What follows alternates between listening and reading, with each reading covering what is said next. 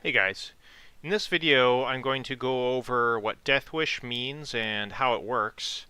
Deathwish is a special ability that certain cards have that triggers when the card or unit is moved to the graveyard.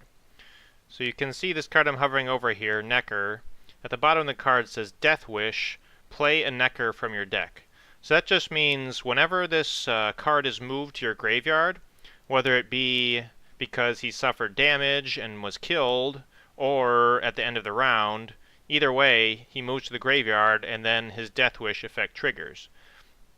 If the effect triggers because of the end of the round, then the Deathwish effect will happen in the subsequent round.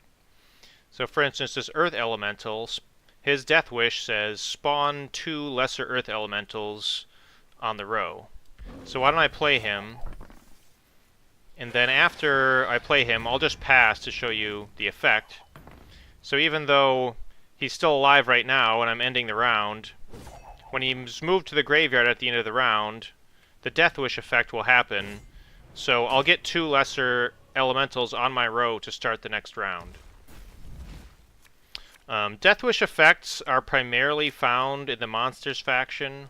There are some Deathwish cards available in neutral cards and a few in other decks, but it's primarily a Monsters thing. And there's a couple important little things to note about Deathwish. One is that if a unit with Deathwish is banished from the game and not moved to the graveyard, the Deathwish effect will not trigger. So in this case, I played a Necker, and his Deathwish is that he'll play another Necker from my deck if he is killed. But if he's banished, this effect will not happen. So I'll show you that right here.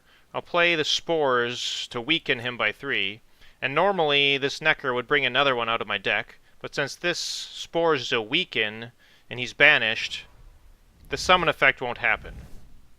Obviously, in a real match, you would never banish your own Necker, but it is a very good thing to do against an opponent if they're playing Neckers, because banishing them removes a lot of the value that they bring. One last thing to note about Deathwish is that some cards with Deathwish are actually Spies. So in the case of Iris here, she is a 3-point spy, which means I play her to the opponent's side, but her effect is very powerful.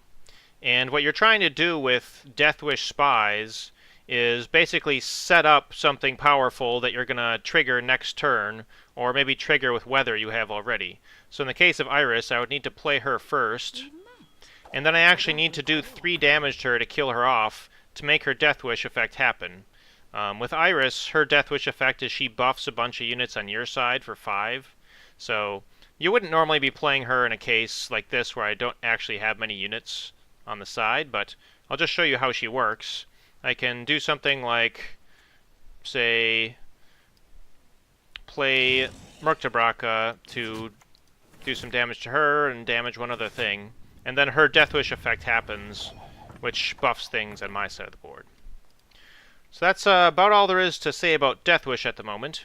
In the next video, we're going to be going over tokens, including shielding, resilience, and a little more on spying.